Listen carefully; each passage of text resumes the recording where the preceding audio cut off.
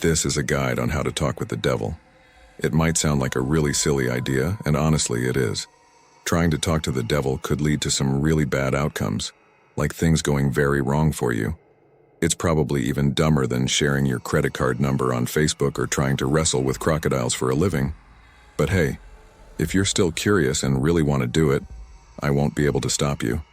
Some folks think that if you follow the instructions exactly, you might get away without any problems. It's a risky choice, especially if you're the type who enjoys tempting fate, seeking thrills, or just feeling scared. Or maybe you're just desperate.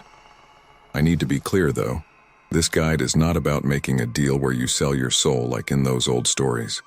The devil might be open to that idea if you bring it up, but going through with such a foolish deal would mean giving up some protections you'll set up for your conversation. I don't think I need to explain why that's a really bad idea. If you're not good at math and want to trade something that lasts forever for something that might last about 90 years, there are other rituals for that. This guide, if done right, should only let you have a talk with the devil. So, why would anyone want to talk to the devil?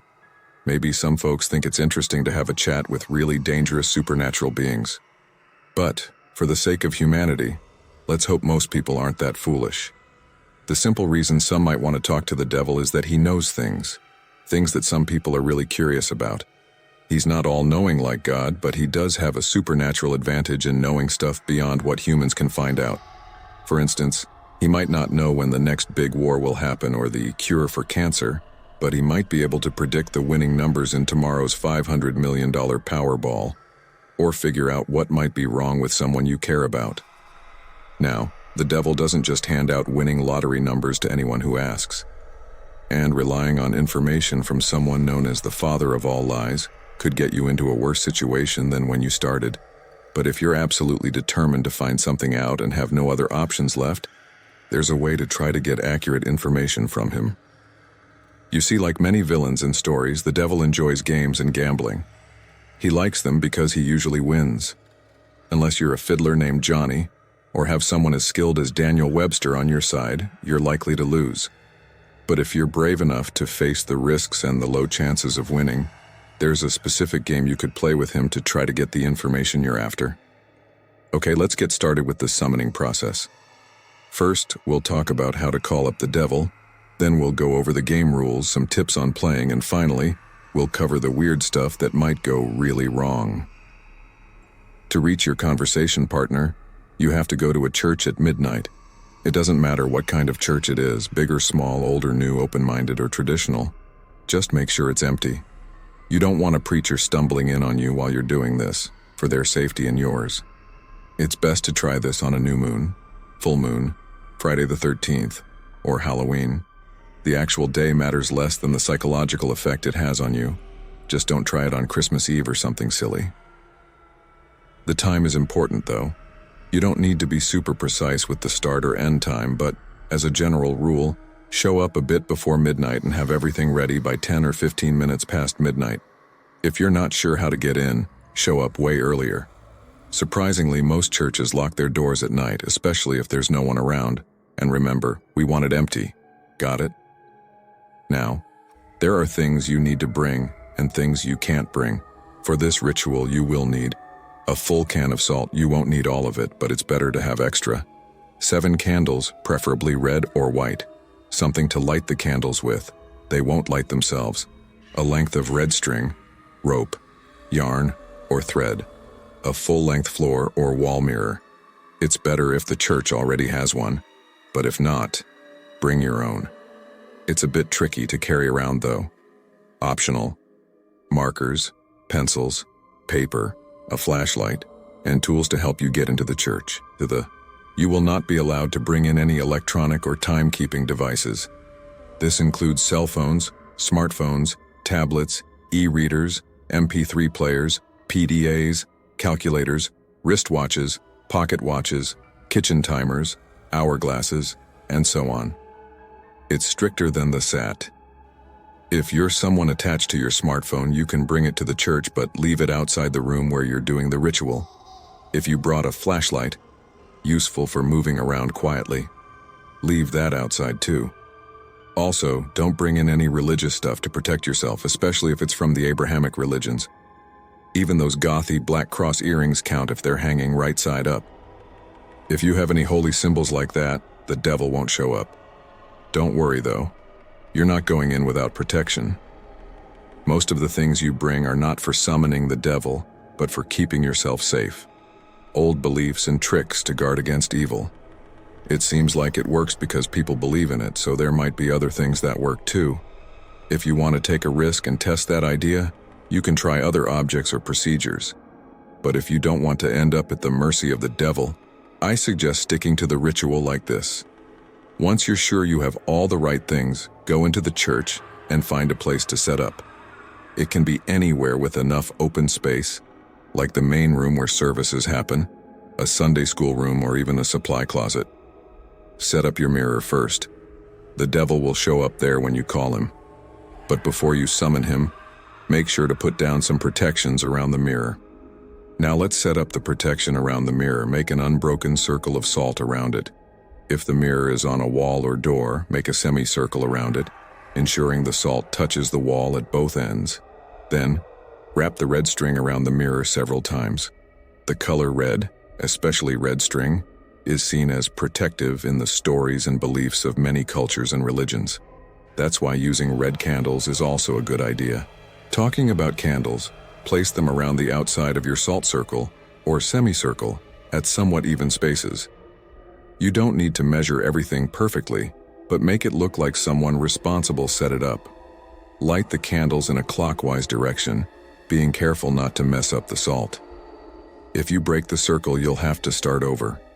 Once all the candles are lit and burning well, your protective barriers are ready. Now, you can move on to the actual summoning. To get the devil's attention and show you're serious, you need to do something sacrilegious in the holy space. Turning a crucifix or cross upside down is a common choice, but there are other options. For example, I know a kid who once did this by scribbling annoying graffiti all over a painting of Jesus in his Sunday school classroom. Turning a cross upside down is nice because after your encounter, if you make it out okay, you can just flip it back and no one will know. This way you avoid the somewhat small but still annoying risk of turning your Sunday school into a reenactment of the Spanish Inquisition for the next month and a half. Once you've done whatever offensive thing you chose, close all the doors to the room and turn off all the lights. The only light should come from the candles. Stand in front of the mirror, stare into it, and focus on what you want. There are no special words or weird Latin phrases to say. Just look into the mirror and wish really hard for the devil to show up there. After a few moments, when you feel ready, close your eyes and count to 10, then open them. If everything's gone right, your own reflection won't be there anymore. You'll be looking at the devil, or at least how he's chosen to appear to you. He probably won't look like the usual red-horned demon with goat legs and a pitchfork, or any other scary figure. He wants to draw you in and make you feel safe, so he often takes on the appearance of a regular, not-so-noticeable human. If anything, he tends to look more attractive. The only truly scary part will be his eyes. No matter how hard he tries, he can't hide the sinister gleam deep inside them. A creepy mix of amusement and hunger, like a spider watching a struggling fly. Those eyes are super confident, without pity. Don't stare too long, or you might start feeling helpless and scared, losing your hope and will to fight. After you've probably stood there staring at him in shock for a bit, since you might have expected the ritual to fail, he'll start the conversation by asking what you want from him. If you can gather your thoughts enough to put together a sensible sentence, say something like, "I want to challenge you in a game of question and response." Even if you don't get the words exactly right, he'll understand, and he'll accept your request with a big, eager grin. He's been playing this game for a long time, and he's really good at it. Most humans, on the other hand, are not so great. This gives him a chance to mess with your mind, at the very least, and at most. Well, we'll save that for the part about things going wrong. You'll need to be very clever to avoid living up to his expectations.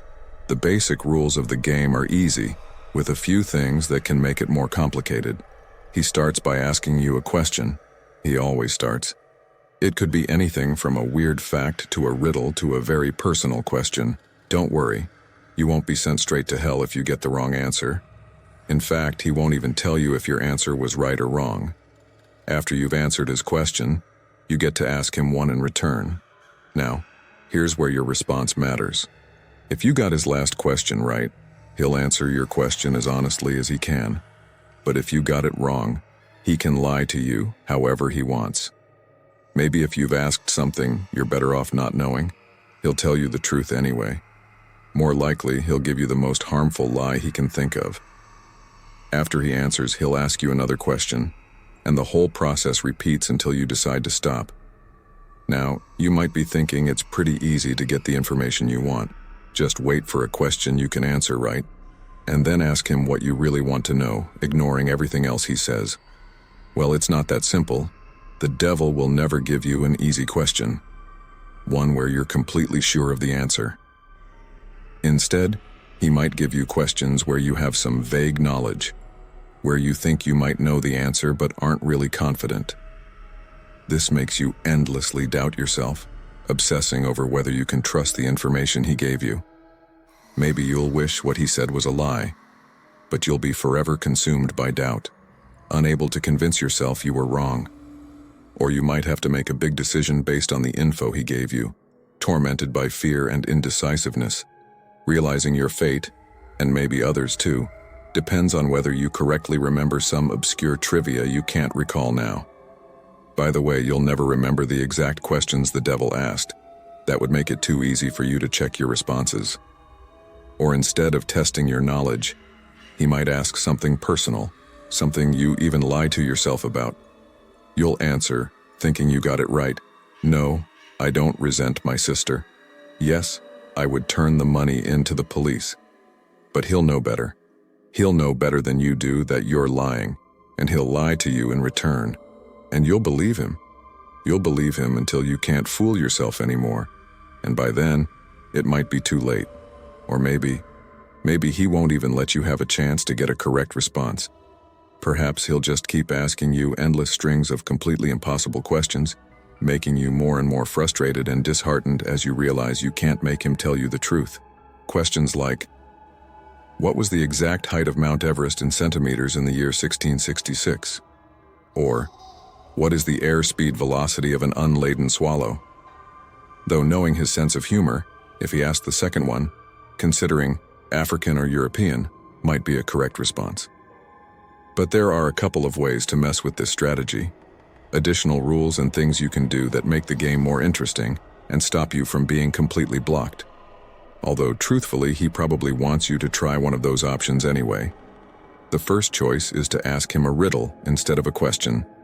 If you somehow manage to stump him and he answers the riddle wrong or gives up, he has to give you an honest answer to your next question.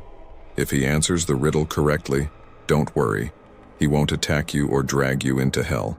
What will happen is that he gets a pass, letting him lie in response to one question he would otherwise have to answer truthfully. Honestly, if he gets a pass, you might as well just give up and quit the game right there. It's nearly impossible to tell when he's telling the truth, even under the best of conditions.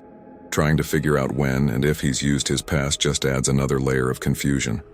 It's enough to make any normal person's brain explode. There's no way. Just forget it. The second option is for you to take a dare from him. If you agree and promise to do it, then once again he has to answer your next question truthfully. If you choose to say no, he gets another pass. Before you get all worried and reject the whole idea, know that he won't ask you to do anything extremely dramatic or unspeakably evil, like blow up a hospital or murder somebody. Generally, most dares won't involve direct loss of life or any major crimes. However, they won't be easy. Causing yourself severe pain, doing something that terrifies you, ending an important relationship, publicly embarrassing yourself or someone you care about. All of these things and more, things you might not even be able to imagine, are fair game. If you're willing to go that far to put yourself in that kind of position, you'll get your answer. However, if he comes up with something you know you simply can't or won't do, then, once again, you might as well just quit. One last thing, don't think you can just tell him you're going to do something and then not do it. If you agree to a dare and then don't follow through with it, well, let's just say there will be consequences. Just stick to your promise no matter what it was. Trust me, you're better off that way. Finally, when you've either got the information you wanted or given up on it completely, you can end the ritual by simply thanking the devil for accepting your request. Bow politely at the waist and bid him farewell. The mirror's surface will seem to move and flicker for a moment. Then you'll see your own reflection again. Only when you're sure you're looking into your own eyes, you can turn away from the mirror, turn the lights back on, and start taking down your protections.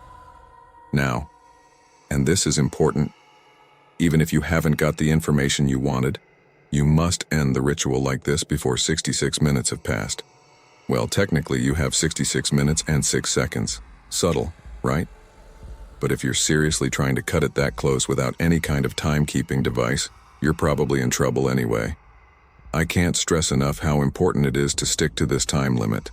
I'll explain why later, but don't skip ahead. I still have a few important tips on how to play. Be very careful about giving out personal information. Try not to talk about yourself, especially your feelings and problems, more than absolutely necessary. This guy knows human psychology really well, and he will get inside your head. It's like talking to Hannibal Lecter. If you give him enough to work with, even if you don't believe a word he says, he will mess with your mind like nobody's business. If anything he asks makes you even a bit uncomfortable, don't hesitate to lie. There will be plenty of other questions. Similarly, keep the game on track and moving quickly. Avoid unstructured conversations. At some point he might try to sidetrack you, talking about something interesting, analyzing a response you gave, or finding another reason to talk without progressing the game. This not only wastes time, but also gives him another chance to mess with your mind. If you decide to give him a riddle, make up one yourself. If your riddle has ever been written down anywhere, from The Hobbit to some ancient magic book, he already knows the answer. Still, it has to be a real riddle with a logical answer. You can't ask something like, "What's green, has 10 legs and hops?" and then claim the answer is marshmallows for some weird reason. You also can't ask him a direct question like, "What's in my pocket?" He probably knows that anyway. There aren't strict rules to decide if a riddle makes sense, but you're a reasonable person. Your ancestors ate from the tree of knowledge. Please use common sense. If you decide to take a dare, there's a small chance the devil might ask you to do something seemingly easy, like deliver a letter or write a 10-digit number in a public restroom stall. If he asks for something like this, and you have even a bit of decency, do not agree. He's likely using you for some sinister plot that could ruin lives and harm people. Maybe you're okay with throwing strangers under a bus to find out what you want to know, but at least be aware that's what you're doing. Last but not least, keep an eye on the time. Practice beforehand to get a feel for how long an hour is without a watch.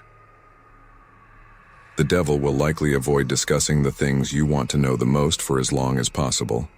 As you approach the 66-minute deadline, he'll try harder to distract you, captivate you, and keep you playing until it's too late.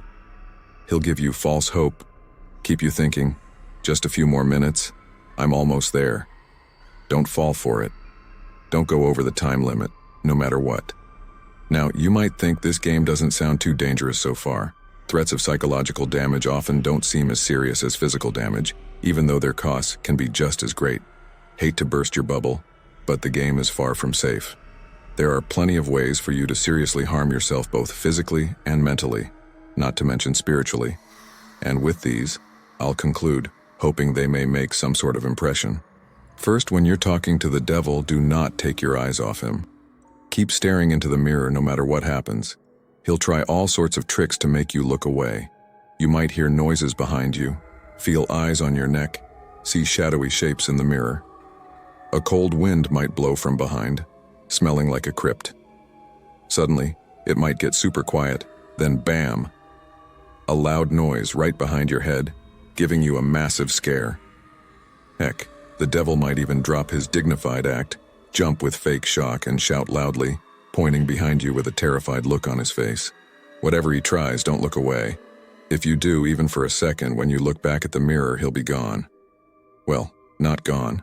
Out of the mirror, in the room, with you. How much of your body the police find the next morning and what state it's in depends on the kind of mood he's in. The same goes if you mess up any of the protections you set before starting the ritual. Breaking the circle of salt, letting the red string unwind, knocking over a candle or letting it go out. Any of these things will set him free from the mirror, and then, well, you horror enthusiasts can imagine the rest. Now, let's talk about another important point. You might get to a point in the game, probably after a bunch of crazy hard questions, where the devil asks you the seemingly simple question, "What is your full name?" Do not give it to him. Names hold great power. Even though the devil already knows your name, telling it to him yourself is like inviting a vampire into your home. Your name is closely tied to your inner self, so giving him your name is like giving him yourself. If you're foolish enough to make this mistake, all your protections go to waste, and he'll happily snatch your soul, dragging it back to hell. At least this way, the police will find a complete, recognizable body. Your empty shell will look untouched, as if it dropped dead from pure terror. Lastly, there's the issue of what happens if you go over the time limit. This is probably the worst thing you can do. You won't realize it at first. The devil won't give any sign that you've exceeded the time limit, and you'll finish the ritual as if everything went fine. Maybe, as the devil's image in the mirror shakes and disappears, you'll catch a particularly nasty, triumphant smirk on his face, but you'll brush it off as just your imagination. You'll turn the lights back on, gather your stuff, and go to leave the room. But when you open the door, you'll see nothing. That's right, nothing, just an endless, flat, white space that goes on forever. The only thing left is the room that was in the mirror. By the way, if you turn around and look at the mirror again, you might see your reflection for the last time. It might even turn around, smirk at you, give a cheeky wave, and walk out the door into the regular church hallway. As you might have figured out, you're not in the church anymore. Your soul is stuck in the mirror and the devil has taken over your body, now that you're not using it anymore. You can pound on the glass and scream all you want, but you won't get out on your own, and no exorcist can help you. But don't worry, it's not like you're in hell, right? Well, not necessarily. Here's the thing. A human soul without its body is a fragile and exposed thing, especially when stuck in the land of the living. You're now just a mental entity, and the barriers between what's real to you and what's imaginary are completely gone. As you fill that reflected room with your anger, sorrow, and fear of being trapped, these feelings will start to take shape, created by your mind. If you're not very imaginative, these creations may not be too scary, may not cause too much horror and pain. With time, you might even learn to get rid of them. But if your mind is filled with monsters, if you're wildly creative and imaginative, but also a bit twisted, who knows what horrors might come out of that chaos? They'll relish the chance to escape your subconscious, craving your fear and suffering. They won't leave, trapping you in an endless loop of pain and fear. If you're a regular visitor to websites like this one, well, you're probably in for a tough time. There's only one way to escape the mirror and the world you've made inside it. They say that if you call on the devil again and ask him to set you free, he might be willing to help. Of course, it comes with a price. Maybe if your imagination is twisted and powerful enough to create a personal hell that makes you crave the real thing, those talents could be useful. There are over 7 billion people in the world after all. Even the devil can't mess with all their minds at once. Talented help is always welcome. Certainly the flip side to you being stuck inside the mirror is that the devil can now do whatever he pleases with your body until sunrise. Around that time, your body will thankfully give in to the strain of possession, and an autopsy might point to some kind of heart issue. But don't get too relieved. He's more than capable of causing plenty of trouble in those few hours. For instance, he might opt for something grand and dramatic like buying a hefty meat cleaver and going on a killing spree, starting with the names in your address book and working his way to complete strangers if time allows. Or maybe he'll focus on a single person, someone who trusts you completely, using your identity to get them alone and vulnerable, and then, well, no need to delve into the details here. I'm sure you can imagine a few things. Starting to understand why I labeled this as the worst outcome yet. Of course, there's also the chance that he won't harm any of your loved ones.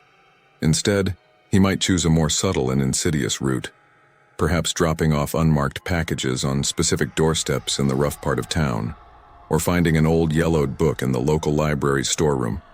and intentionally misplacing it in the young adult literature section, or whispering 7 very particular words into the ear of a distracted-looking young redhead waiting for the 3 a.m. subway train. Or perhaps he'll decide that in this time of fading beliefs in the supernatural, not enough people are discovering his games, and the knowledge of them might be lost. Maybe he'll think he needs to spread the word a bit, connect with some new participants. Ahem, challengers. He might take a quick look at your browsing history, figure out where curious minds are hanging out these days. Maybe he'll even create a quick guide, in modern language instead of some hard-to-understand, outdated demonological text. Post it on the internet and see how many people show interest. Ha ha ha, maybe I shouldn't have ventured there. But if you've made it this far without hesitation, a little twist at the end won't deter you, will it, dear reader? I'm sure many of you are adventurous souls with burning questions. And you're a savvy bunch. You know the risks, you know the norms, you thrive in this kind of world, don't you? There's no way you would fall into any obvious traps, right? You're not just some average person off the street. You'd bring a whole new level of competition. You would... Oh, excuse me just a moment. I think I hear someone calling for me. What? You want out that badly already? Must be one extraordinary imagination you've got there.